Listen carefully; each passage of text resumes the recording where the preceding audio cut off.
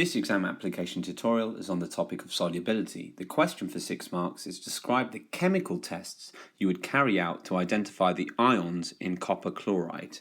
The translation for this would be describe how to carry out a flame test and state what you would expect to see, and then describe an appropriate precipitate reaction and state what you would expect to see. So we're using flame tests to detect the metal ion and precipitate reactions to detect the non-metal ion. So straight away, to identify the metal or the copper ions, you use a flame test, but we must describe how to carry it out.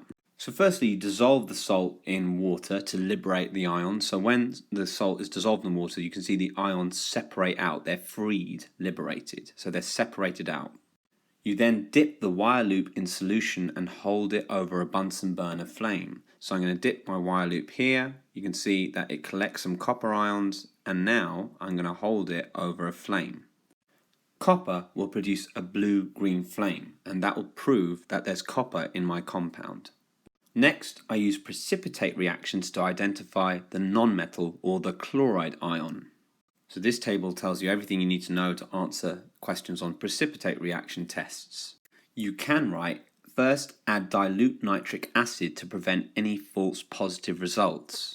So there may be other ions in there, and what will happen by adding nitric acid is the nitrate part will bond to these other sort of ions which shouldn't be in there and make them soluble so they don't form any precipitate and give you a false positive. You don't have to write this, but it does give you a very sophisticated answer and makes you look like you really know what you're talking about. And it's always good to convince an examiner you know what you're talking about.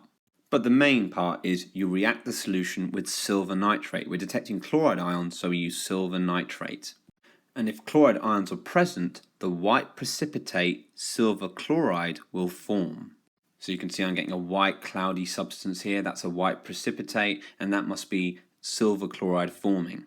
So the silver part of silver nitrate is reacting with the chloride ions to make silver chloride, and silver chloride's a white precipitate.